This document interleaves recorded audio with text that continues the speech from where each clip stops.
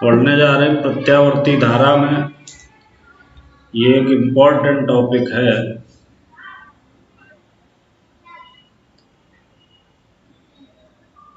ऐसे कहते हैं कि मोस्ट इम्पॉर्टेंट टॉपिक। जब परपथ में प्रेरकत्व L तथा धारता C और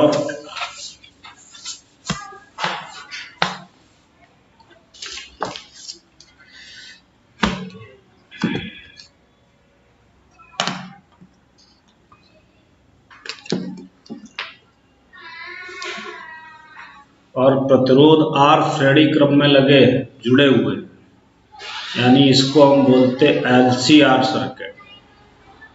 ये जो हम लोग पढ़ने जा रहे हैं ये LCR सर्किट है। तीनों श्रेणी क्रम में लगे हुए। तो इसका फिगर आप लोग ये देख रहे हैं। मान लिया है प्रेरकत्व L की एक कुंडली, धारता C का एक संधारित्र तथा प्रतिरोध R को श्रेणी क्रम में जोड़कर एक प्रत्यावर्ती धारा स्रोत V V0 sin omega t से जोड़ दिया जाता है। यानी यहाँ पे जो हमने ये लगाया है, ये देखिए L, दूसरा संधारित्र और तीसरा प्रतिरोध। L के सिरों का विभवांतर मान लिया VL और C के सिरों का विभवांतर मान लिया VC और R के सिरों का विभवांतर मान लिया VR। ठीक।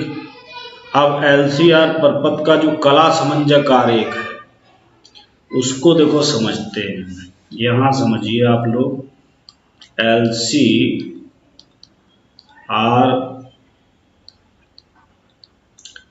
परिपथ का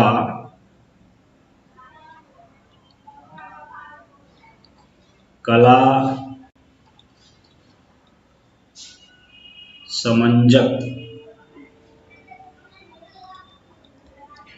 आरेख, ये इम्पोर्टेंट रहेगा। तो जैसे सबसे पहले हम धारा और R के बीच में बात करते हैं। ये देखिए, यदि परपथ में रेजिस्टेंस है तो रेजिस्टेंस के कारण जो वोल्टेज होता है वो इस पर प्रदर्शित होता है। और धारा, जब आप लोगों ने कला समंजक आरेख R के लिए पढ़ा था, R के लिए, तो उसमें वोल्टेज और धारा एक ही दिशा में पाए जाते हैं, यानी V और I। तो याद रखिए, जब हम VR के लिए बात करेंगे तो इसमें धारा का भी यही डायरेक्शन हो जाएगा। अब जब परपथ में L और C लगे हुए हैं तो देखिए, जब परपथ में L होता है, ठीक है, तो परपथ में जब L है तो देखो उसके लिए वो धारा से 90 अंश अग्रगामी होता है वोल्टेज। तो इसका मतलब VL इस डायरेक्शन में हो जाएगा, 90 अंश अग्रगामी होता है। हमने ऊपर आप लोगों को पढ़ाया था, कल के वीडियो में बताया था कि जब प्रेरकत्व होता है तब धारा और वोल्टेज के बीच जो कलांतर होता है, तो वोल्टेज कला में 90 अंश आगे होता है। और जब धारता हम लगाते हैं, ठीक है, तो जब धारता हम लगाएंगे तो उसमें वोल्टेज धारा से 90 अंश अग्रगामी होता है, यानी धारता के लिए। तो VC का ग्राफ ये आ जाएगा धारा के साथ और VL के साथ ये आ जाएगा। तो ऊपर हो गया 90 अंश और नीचे जब हम धारता लगाएंगे, ठीक, तो नीचे इस डायरेक्शन में मिल जाएगा VC। ठीक। तो अब इन दोनों का, चूंकि दो दिशाओं में ये VL और VC प्रदर्शित हैं, तो VL और VC का जब हम परिणामी निकालें, VL और VC का हम क्या निकालें, परिणामी, तो बेटा VL व VC का परिणामी, ये केवल अभी VL और VC का है, यानी इसका और इसका, क्योंकि ये दोनों अपोजिट पड़ गए, तो इनका परिणामी भी बनेगा। तो ये जो परिणामी बनेगा या तो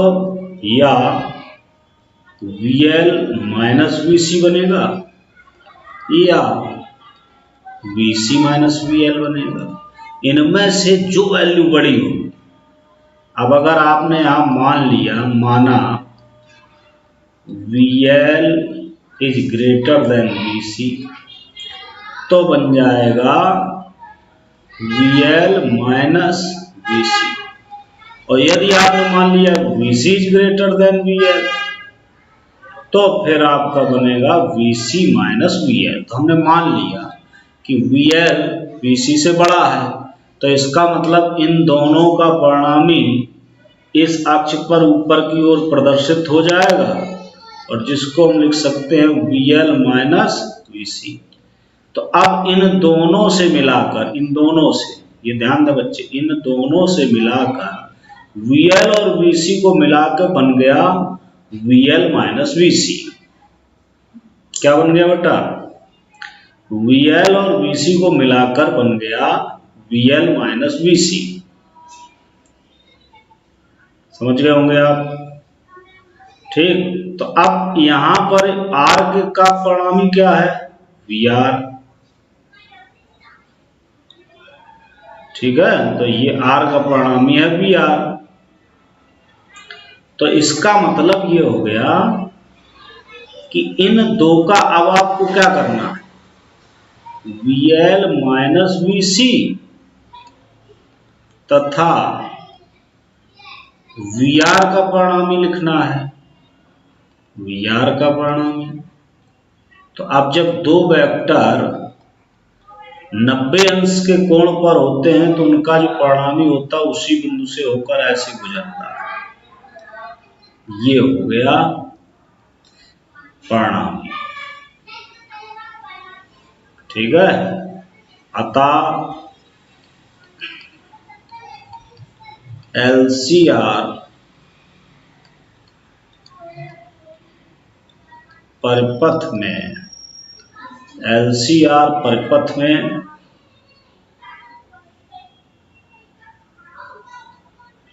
परिणामी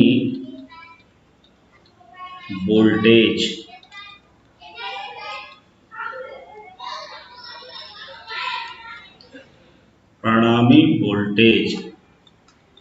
V equal to under root, देखो इसका वर्ग यानी कि VR का वर्ग लिखा जाएगा, और फिर जो दूसरा होगा उसका वर्ग लिखा जाएगा।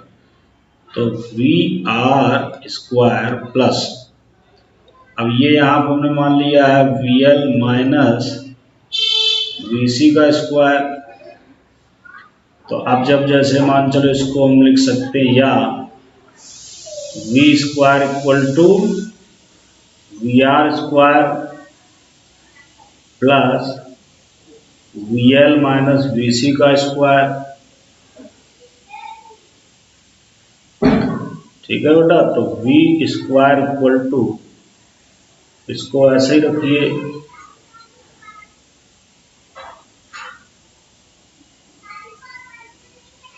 इसमें आ जाएगा VL square plus VC square minus 2VL VC। ये आप लोग समझ गए होंगे। इसके बाद अब यहीं से एक काम करिए, इसका हम वर्ग ना करके सीधे सीधे वैल्यू पुटअप करते हैं। देखिए V स्क्वायर की जगह ऐसी रखिए, VR स्क्वायर के स्थान पर आप क्या लिख सकते हैं,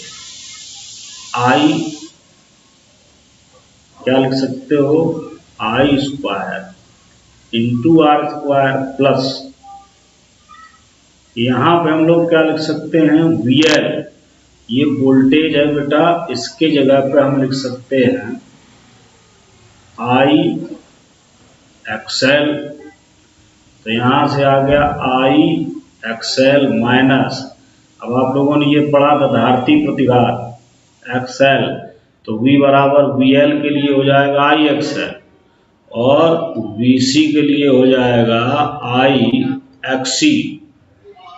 I XC ये धारती प्रतिघात है, तो अब आ जाएगा I XC का होल स्क्वायर। तो V square equal to I square सबसे कॉमन कर दीजिए आप, अंदर बचेगा R square plus XL minus XC का होल स्क्वायर, ये। तो अब ये I स्क्वायर के नीचे ले आओ, तो अब बचेगा कितना,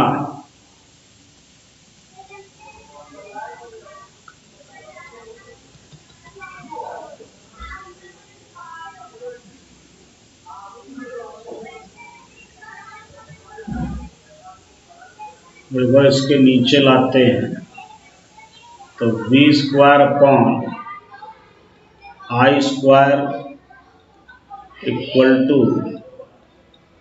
R square plus XL minus XC का होल स्क्वायर, ये रिजल्ट आ गया। ठीक, तो अब हम लिखते हैं या V upon I equal to under root R square plus XL minus XC का whole square.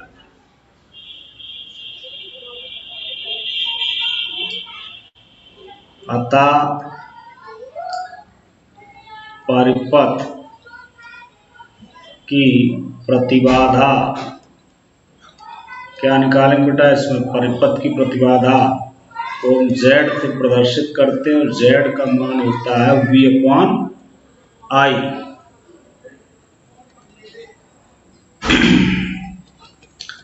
V upon I, परिपथ की प्रतिबाधा का मान V upon I,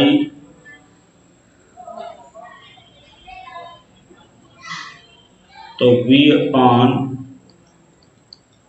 Z equal to under root R square plus XL minus XC का whole square.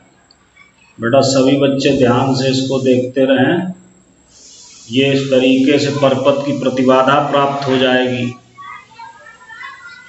तो परिपथ की प्रतिबाधा आप लोगों को समझ में आ गई होगी। इसके बाद हम लोग इसमें LCR परिपथ में इसके लिए और भी रिजल्ट लिख सकते हैं। देखिए, चूंकि XL इक्वल टू होता है ओमेगा L तथा XC इक्वल टू होता है 1 अपॉन ओमेगा C, इसलिए Z इक्वल टू यही मान अंडर रूट के अंदर R स्क्वायर प्लस 1 ब्रैकेट के अंदर omega L minus 1 upon omega C का होल स्क्वायर लिखा जा सकता है। ठीक है, क्लियर हो रहा है सभी को? हाँ, बहुत अच्छे रॉबिन, निखिल यादव, बहुत बढ़िया। इसके बाद देखिए, अब हम LCR परिपथ में, LCR परिपथ में परिणामी V व I के बीच कलांतर की बात करेंगे, के बीच I की बात करेंगे। यानी जो परिणामी निकला ऐसा देखिए, ये L है, ये सॉरी ये निकला परिणामी, ये V, और इस पे लगा है I, तो इनके बीच अगर हम कलांतर बेटा मान लेते हैं फाई, तो अब हमारा रिजल्ट बन जाएगा tan फाइव इक्वल टू, देखिए टेन फाइव इक्वल टू, तो अब अगर हम इसका परिणामी निकालते तो ये जो है आपको क्या करना है, इस तरीके से मिला लेना है इसे, ठीक है, एक त्रिभुज बना लेना। तो ये वाली भुजा और ये वाली भुजा, तो इसका आपने परिणामी निकाल रखा है VL माइनस VC, ठीक, और इस तब ये भुजा भी हो जाएगी VL माइनस VC, ये वाली, ठीक। तो लंब बटे आधार, तो आधार में जो वोल्टेज है वो कितना है, VR, तो यहाँ पर बेटा आप लिख सकते हैं VL माइनस VC कॉन VR। ये बात सभी को समझ में आ गई होगी। इसका ये वाली भुजा पे परिणामी निकला है कितना, इस वाली भुजा पे, इस वाली भुजा पे परिणामी जो निकला है वो निकला है VL माइनस VC, और यहाँ पर जो परिणामी है तीनों का वो है V। तो ये वाली भुजा और ये वाली भुजा आपस में बराबर होंगी, तो इसलिए ये भी VL माइनस VC लिखा जा सकता है। और इस पर दिया गया है, इसकी वैल्यू ये R के लिए है, तो tan फाई बराबर लंब और बटे आधार। अब इसमें अगर आप मान ये रखते हैं कि जैसे इसकी जगह पर लिख दे रहे हैं IXL माइनस IXC बटे IR, तो यही वैल्यू ऊपर कॉमन आई होकर कैंसिल हो जाएगा। यही value tan phi equal to दी गई है XL minus XC upon R, ठीक। एक ये सूत्र हो सकता है, ये रिजल्ट में दर्शाया गया है, ये फार्मूला है, ये फार्मूला। अब इसके स्थान पर XL के स्थान पर आप लिख सकते हैं जो XL है, L ये सफिक्स में होता ओमेगा L, तथा ओमेगा C के स्थान पे आप लोग XC के स्थान पे आप लोग लिख सकते हो ओमेगा C, ये मान रख देंगे तो ये रिजल्ट हो जाएंगे। अब बेटा हमने दो रिजल्ट निकाल लिए, तो ये दो रिजल्ट जो हमने निकाले हैं इससे हम कुछ विशेष स्थितियां पढ़ेंगे। देखिए पहला रिजल्ट हमने निकाला है परपथ की प्रतिबाधा Z बराबर √R² plus XL minus XC का होल स्क्वायर, और tan फाई इक्वल टू हमने सॉल्व किया है XL minus XC upon R।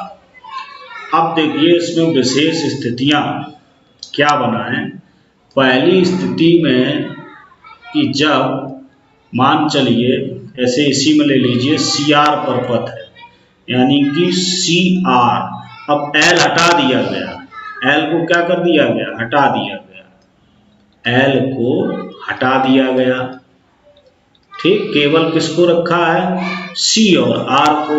तो जब L को हटा दिया तो आप भी इन सूत्रों से L को हटा दें, आप भी इन फार्मूलों, इस सूत्रों में से L को हटा दें, ठीक, और बाकी जो है वो बने रखिए। तो जब आप L को हटा देंगे तो यहाँ से आपका देखिए रिजल्ट क्या बन के आएगा, यानी कि जब CR परपथ है, कौन सा परपथ है, CR परपथ, ठीक है। तो CR परपथ में आप क्या लिखेंगे, CR, इसमें प्रतिबाधा हो जाएगी Z equal to √R² plus XC² हो जाएगी, R² प्लस XC²। बताइए ये परपथ की प्रतिबाधा आ जाएगी, ठीक। और अगर कलांतर की बात करें तो tan फाई इक्वल टू यहां से आ जाएगा माइनस XC अपॉन R, क्या मिलेगा, माइनस XC अपॉन R। लेकिन अब इसमें क्या है कि जब ये हट जाएगा, ठीक, तो परिणामी जो रहेगा वो केवल वहां पर X और C के बीच में रहेगा। तो tan फाई की जगह पर जो C लिखा जाएगा, जैसे देखो ऐसे ये रहेगी कंडीशन, ये तो हो गया I, ये C वाला रहेगा, यानी ये VC हो गया, और ये रहेगा VR, ठीक, तो इनके बीच जब मान लो परिणामी खींचोगे तो यहाँ कहीं आएगा, तो ये वाली भुजा ये, यानी इस तरीके से लिखा जाएगा। तो इसके लिए बन जाएगा tan phi equal to VC upon VR। तो VC आप लिखेंगे IXC, तो ये लिखेंगे आप IR, तो ये रिजल्ट आ जाएगा tan phi equal to XC upon R। इसको याद रखिए, या tan phi इक्वल टू मुख्य सूत्र होगा VC अपॉन VR, इसी से बन गया वो। ठीक, इसके बाद जब दूसरे सर्किट की आप बात करेंगे तो दूसरा सर्किट यहाँ लिया गया है। जब LR सर्किट की बात कर लीजिए, तो LR सर्किट में प्रतिबाधा, आपको बेटा ये सूत्र याद रखना है, और सवाल में आपको कोई भी सर्किट दिया जाए, हाँ उदय पांडे, ये प्लस होगा, ये मैंने अभी यहाँ डिफाइन कर दिया। ये देखिए इस तरीके से ये प्लस रहेगा, ठीक है। हाँ विवान, अभिषेक, रॉबिन, ठीक, ये प्लस रहेगा, प्लस। इससे आप निकाल सकते हैं ये tan phi equal to VC upon VR लिखा, ये रिजल्ट मैंने बताया है, इसी से आप निकाल सकते हैं। ठीक, अब LR सर्किट की बात करते हैं, तो LR सर्किट आप बना लीजिए, मान लीजिए हटाते जाइए उसमें से। अब LR बनाएंगे तो ये VR हो जाएगा, इधर हो जाएगा VL, ये 90 अंश हो गया। ठीक, इसका परिणामी यहाँ बनेगा जाके, ये V हो गया, समझ रहे हो बात, और ये हो गया कलांतर फाई। तो अब जब आप इसके लिए Z लिखेंगे तो Z बराबर under root R square plus XL square. इससे आप इस सूत्र से आप C हटा लेंगे, ठीक है। तो क्या सूत्र बन जाएगा, Z बराबर प्रतिबाधा का बन जाएगा Z बराबर under root R square plus XL square. और अब इसके लिए जब आप tan phi का मान लिखेंगे तथा tan phi इक्वल टू, ये भी आप समझिए, इसको आप लिखेंगे VL अपॉन VR। तो जब VL अपॉन VR लिखेंगे तो I XL upon IR, I से I कैंसिल हो गया, XL अपॉन R, ठीक है। तो tan phi इक्वल टू इसका रिजल्ट मिल गया XL अपॉन R। तो ये हो गया कब, जब परपथ में L और R सर्किट मतलब जुड़े हुए। अब देखिए R को हटा दें, तीसरा सर्किट बन सकता है। तीसरे सर्किट में आप R को हटा दीजिए, LC परपथ की बात करिए, LC परपथ। तो LC परपथ में देखिए अब R जो था ये हटा दिया गया, अब इसको नहीं लगाना, अब ये केवल प्रदर्शित करना ये, ठीक। तो ये प्रदर्शित करना है, तो VL हो गया इधर, VC हो गया इधर। इसका परिणामी अगर हमने VL को ज़्यादा मान रखा था तो यहाँ लिखा हुआ था VL माइनस VC, ठीक। तो अब इसमें क्या हुआ कि R को हटा दिया, तो प्रतिबाधा क्या बन जाएगी बेटा, R equal to under root, ठीक। तो Z इक्वल टू, अब अंडर रूट R तो हो गया 0, बचा क्या, XL माइनस XC का होल स्क्वायर। होल स्क्वायर से जब आप इसको बाहर ले आएंगे तो ये बन जाएगा XL माइनस XC, ठीक। ये उन शर्तों पे है जब हमने VL को बड़ा मान रखा है, ठीक। अब इनके लिए आप सवाल में कुछ भी दिया जा सकता है। अगर VC बड़ा दिया है, VC का मान VL से बड़ा है, तो परिणामी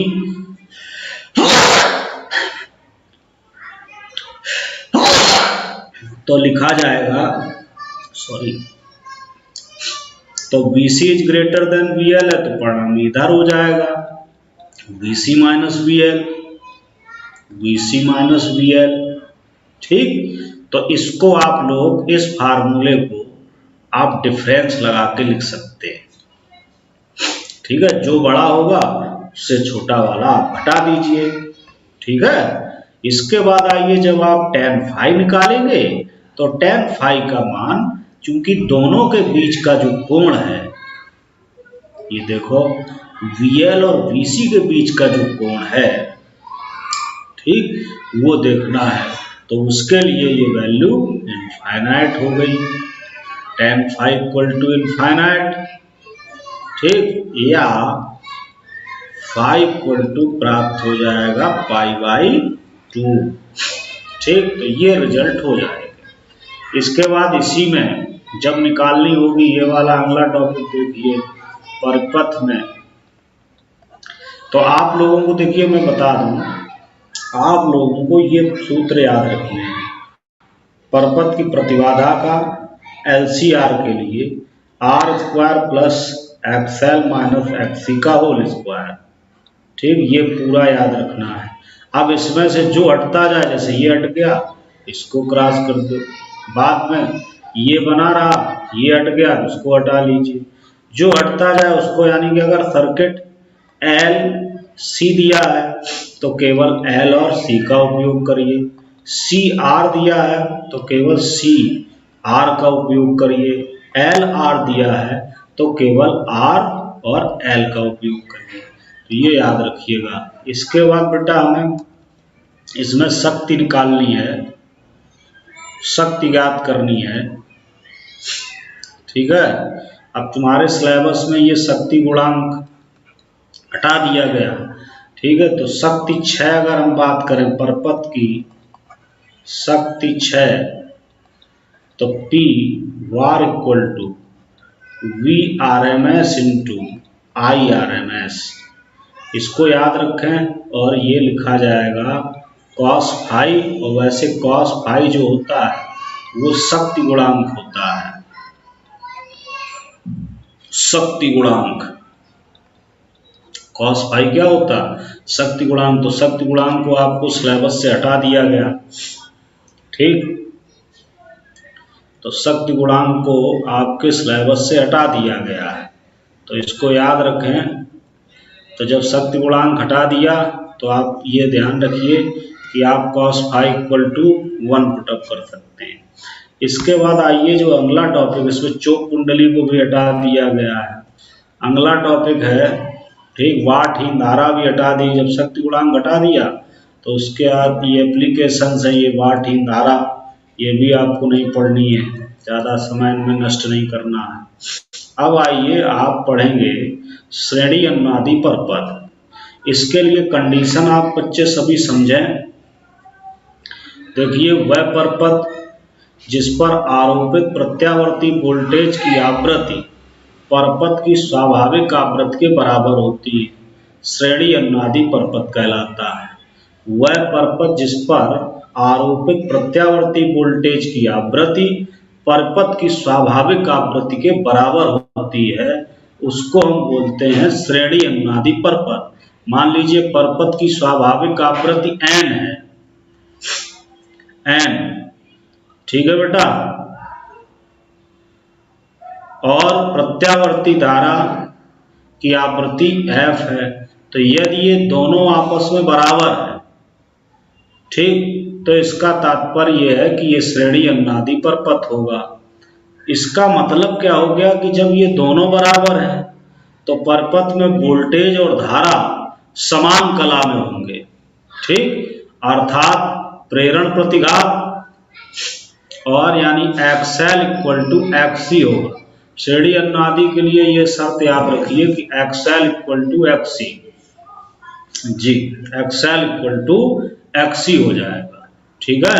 यही श्रेणी अनुनादी। अब XL की वैल्यू क्या है? जैसे देखिए XL इक्वल टू XC, इसके स्थान पर, इसके स्थान पर, इसके स्थान पर ओमेगा L और इसके स्थान पर आ गया 1/ओमेगा C। अब ये ओमेगा की वैल्यू होती 2πfL हो जाएगी, यहाँ पर 2πfC। ये 2π, या ऐसा करिए सब इधर ले आइए, इधर सब ले आइए। तो अब ये हो गया देखो 4π² f² LC इक्वल टू 1। तो अब यहाँ से जब हम f² की वैल्यू अगर निकालना चाहें तो ये रिजल्ट हम लिख सकते हैं 1/4 4π² LC, या इधर देखिए, या F इक्वल टू, यानी कि परपथ की जो अनुनादी आवृत्ति होगी उसका फार्मूला हम यहां से जनरेट कर सकते हैं। क्या हो जाएगा? 1/2π √ 1/LC। ये हो गई परिपथ की अनुनादी आवृत्ति। ये सभी बच्चे समझ गए होंगे। परपथ की अनुनादी आवृत्ति श्रेणी अनुनादी परपथ से हम निकाल सकते हैं। श्रेणी अनुनादी परपथ में ये शर्त होती है, याद रखिए, XL = XC। ठीक है, तो ये हो गया। अब आइए, हाँ सिद्धार्थ यादव, खुश रहो बेटा।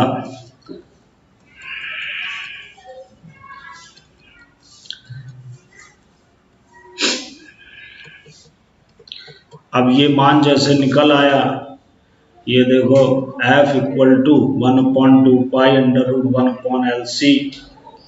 इसके बाद परपथ की प्रतिबाधा भी हम अगर ज्ञात करेंगे तो जब XL = XC है, ठीक, तो Z बराबर √R² + XL - XC का होल स्क्वायर। तो जब ये दोनों बराबर हैं तो ये वैल्यू 0 हो गई, अर्थात Z इक्वल कितना बन जाएगा? R। ये रिजल्ट आ गया। ठीक है,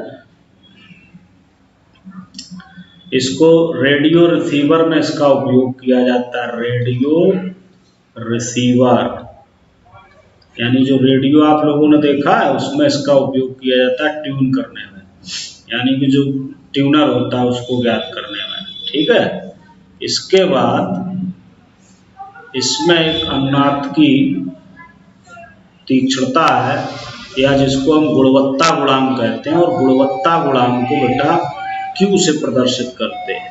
ठीक, तो Q का मतलब गुणवत्ता गुणांक। तो गुणवत्ता निर्धारित होगी वोल्टेज से। किससे निर्धारित होगी? वोल्टेज से। तो अब जैसे गुणवत्ता गुणांक, अब उसमें रह क्या जाता है?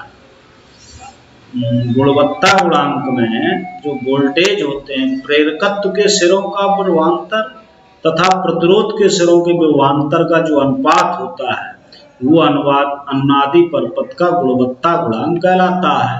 यानी कि इसको हम गुणवत्ता गुणांक बोलते हैं। तो ये हो जाएगा VR, सॉरी। और यदि अब चूंकि VL = VC है, क्यों है VL = VC? ये भी समझिए। XL = XC है, इसलिए VL = VC है। जब VL = VC है तभी तो IXL = XC है। IXL = IXC, इससे लिख सकते हो। I से I कैंसिल हो गया, तब बन गया XL = XC। और ये शर्त होती है श्रेणी अनुनादी परपथ की। अनुनादी परपथ की। ठीक बेटा, तो जब ये बन गया तो अब देखिए VL = VC है, तो ये मान हम ऐसे भी लिख सकते हैं VC/VR। ठीक, तो इसको हम बोलते हैं गुणवत्ता गुणांक। ठीक, और रूप में लिखा गया, देखिए और रूप में कैसे? जब VL/VR है तो Q = हम VL की जगह पे IXL और VR की जगह पे IR लिख सकते हैं, तो इसके स्थान पर XL/R लिख सकते हैं। ठीक, दूसरे फॉर्मेट में IXC/IR लिख सकते हैं, तो इसके स्थान पर XC/R लिख सकते हैं, तो ये भी रिजल्ट हो जाएंगे। ठीक, LC परपथ आवेश में आवेश के दोलन, LC परपथ में आवेश के दोलन।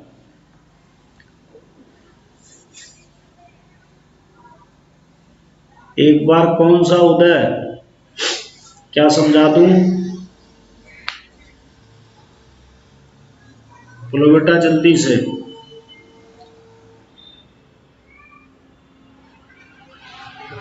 जल्दी से बताओ बेटा।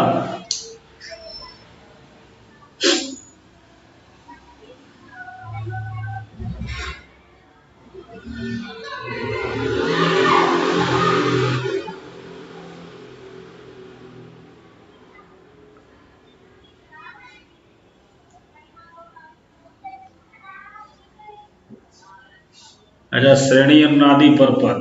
तो बेटा देखो, श्रेणी अनुनादी परपथ कब बनेगा? जब फ्रिक्वेंसियां बराबर होंगी, ठीक है। आरोपित वोल्टेज और परपथ की स्वाभाविक आवृत्ति, ये कक्षा 11 में आप लोगों ने पढ़ा है अनुनाद, रेजोनेंस। और रेजोनेंस होता है, अनुनाद जो होता है ये होता है परपथ की स्वाभाविक आवृत्ति और उस पर लगाए गए फोर्स की आवृत्ति के बराबर अगर हो जाए तो समझ लीजिए घटना हो जाती है अनुनाद की। तो ऐसे ही यहाँ पे दोनों आरोपित फ्रिक्वेंसी और उसकी फ्रिक्वेंसी, परपथ की फ्रिक्वेंसी, दोनों आपस में बराबर हो गई तो बन गया श्रेणी अनुनादी परपथ। तो जब श्रेणी अनुनादी परपथ हो गया, या ये वाली शर्त प्रयोग करिए, देखिए श्रेणी अनुनादी परपथ का किस कंडीशन में प्रदर्शित किया जा सकता है। परपथ की आवृत्ति प्रत्यावर्ती वोल्टेज की आवृत्ति होती है एफ, आप जानते हैं, ठीक है। तो यहां से प्रदर्शित हो गया ओमेगा एल, ठीक। ओमेगा एल के लिए जब प्रदर्शित किया गया तो इसी को हम लोगों ने लिखाया था वहां पर, या डायरेक्ट आप लोग कर सकते हैं श्रेणी अनुनादी परपथ अगर है, अनुनादी परपथ, तो उसके लिए आप ये शर्त लिख सकते हैं VL इक्वल टू VC, यानी कि प्रेरकत्व के लिए जो विभवांतर है वो धारता के विभवांतर के बराबर हो जाएगा, ठीक।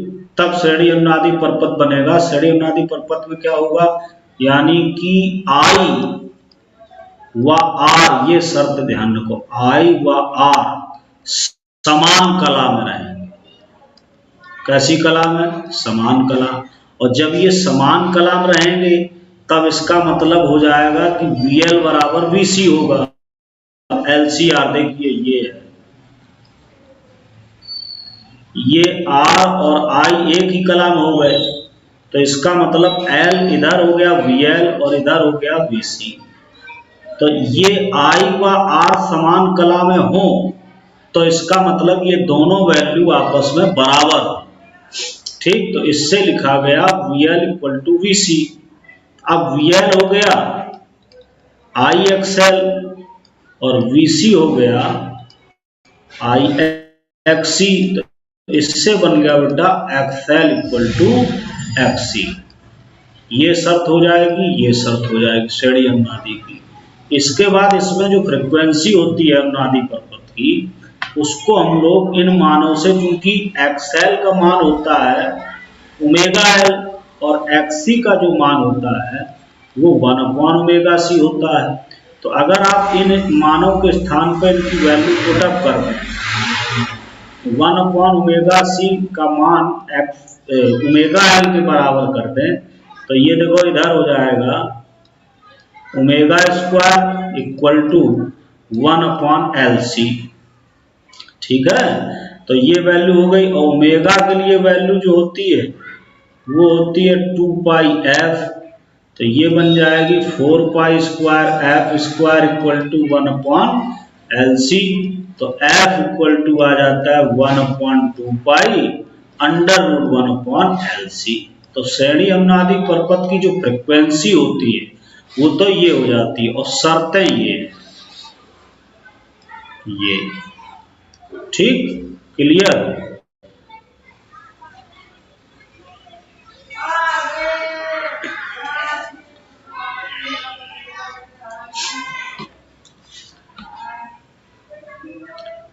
चलिए फिर आज के लिए सेशन यहीं पे समाप्त करता हूं।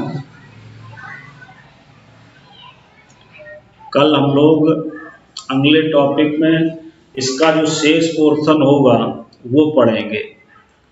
अब आप लोगों को आज ये क्लियर समझ में आ गया होगा, इसका अभ्यास करिए।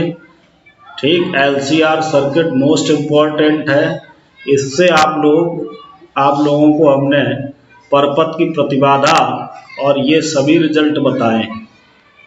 ठीक है, अब आप लोग जो है इसका अभ्यास करें LCR सर्किट का, और इसमें यदि किसी प्रकार की कोई समस्या क्रिएट हो तो उससे प्रश्न करें। अब इसके लिए LCR सर्किट आपको बताया, LCR सर्किट जो है ये मोस्ट इम्पॉर्टेंट है, और इसी से हम लोग अलग अलग सर्किट, CR सर्किट के लिए प्रतिबाधा, ठीक, LR सर्किट के लिए प्रतिबाधा, और हम लोग इसी में LC सर्किट के लिए प्रतिबाधा ज्ञात कर लेते हैं। ठीक, इसके बाद आप लोगों ने श्रेणी अनुनादी परपथ को भी जाना। श्रेणी अनुनादी परपथ क्या होता है? श्रेणी अनुनादी परपथ जो होता है ये रेडियोग्राही में उपयोग किया जाता है ट्यूनल के रूप में। समझ गए बच्चे सभी? ठीक है, तो फिर आज के लिए फिर एक बार सभी को रात की नमस्ते, गुड नाइट, और फिर मिलेंगे कल इसी समय। ठीक, चलिए सब अच्छे से तैयारी करते रहिए।